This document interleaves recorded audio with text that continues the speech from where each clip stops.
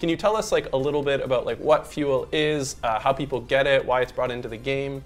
Yeah, so fuel is generated from the players in Illuvium 0. So Illuvium 0 will be accessible to everyone, and we want to do that because it is on mobile, and we think that's a very large market. Sure, yeah. But the players that are in 0 that own a land plot, they're the ones that are actually able to generate fuel. Now, fuel is required by anyone who wants to do interactions in the overworld. So traveling to a region, curing a shard, which is essentially like a Pokeball, capturing Illuvials, and fusing together Illuvials, because you can capture 3 of the same one and fuse them together, and that creates a more powerful version of that Illuvial. That takes a little bit of fuel, and so all of these interactions are required, and fuel is required. And the cool thing is the people who are the players who are generating this fuel, they get to decide what price they sell that fuel on the open market. And so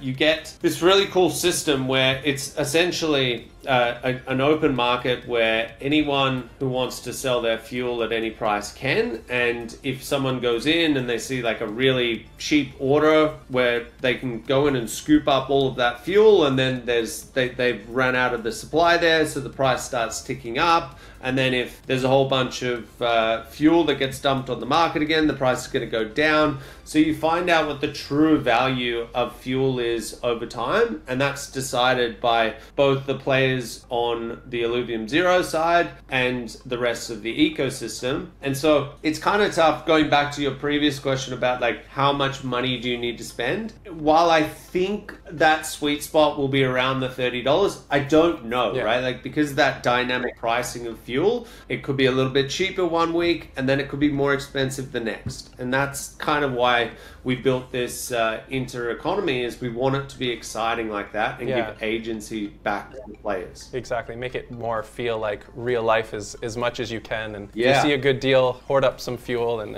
and see how it goes.